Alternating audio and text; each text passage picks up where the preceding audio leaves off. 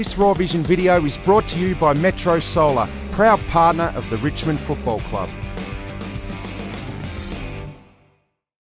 G'day Tiger fans, welcome back to Raw Vision, brought to you by Metro Solar, and I've been joined by Sam Lloyd for a little bit of a chat. Lloyd, you'd be pretty happy with the start to your year, I reckon.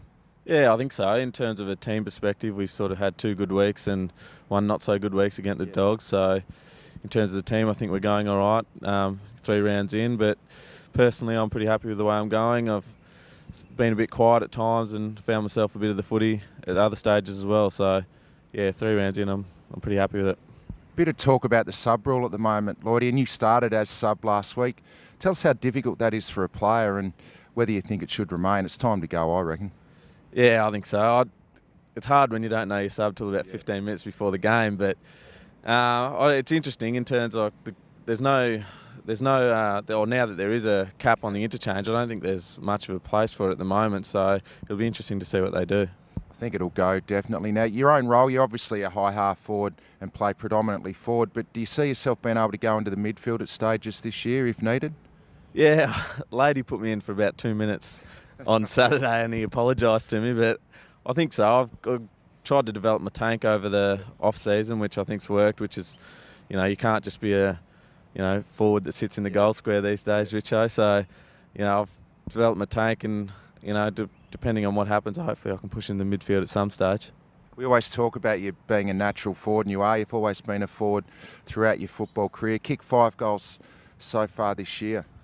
Yeah, I think hopefully there's more spots for natural forwards in the game because I thought it was looking pretty scarce for them at one stage there. But, it's good to get on the field. I think the forward line in general is working well at the moment with Jack and Griffo and obviously Shane and Nipper down there, and, it's starting to click, which is good. Mate, you don't miss many set shots. You're a natural forward and you go back and kick the goals. You pretend that you want to pass it off, but really you take the responsibility and kick the goal. That's pretty important.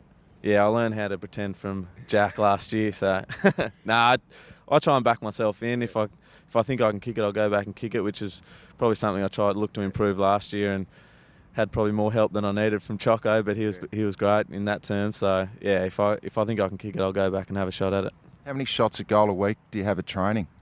Now that there's a bit of a prize for it, we've got a bit of a competition going. I reckon we're in excess of probably 150 shots. We do it before, during, and sometimes after every training. So, there's no shortage of shots on goal. So is there a leaderboard at training during the week?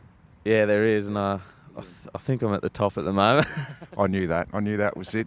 The team's in pretty good form as well, and you talked about the forward line group as a whole, with the exception of the Dogs game where we got it in and couldn't score. The other 2 games we've been pretty effective in there. I think we're the 3rd best attack in the comp at this stage.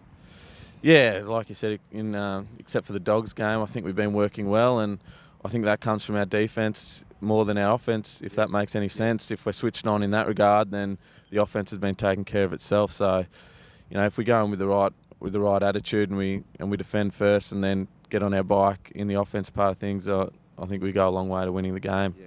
Some of our high half forwards out injured at the moment. Lids and poor Kane Lambert came in and only played a little bit of game time, and then Chris Knights last week. You would have been shattered when he went down.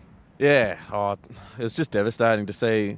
Obviously, Lids and Lambo, first of all, they've both had extremely good pre-seasons, and Nida as well. But when Nida came last year, I saw how happy he was before the game. He was thanking the physios, and then for him to go down like that after such hard work on the way back, it was really devastating, and it hit the playing group pretty hard as well. So hopefully surgery went well and he'll be, start the road back. Yeah. What about Friday night footy this week against Melbourne? Everyone loves playing on Friday night, and it's going to be a big occasion. Yeah, I think so. I haven't really thought about it too much, a Friday night game, but obviously Anzac weekend and Anzac Day is a big part of the Australian culture, and I think it's great that we get to play on a Friday night and be part of that sort of Anzac tradition and go out there on the big stage and hopefully get a win. What about the D's, mate? They're pretty competitive. I think they've improved again from last year. Had 2 losses, but in both of those losses they were pretty good at stages.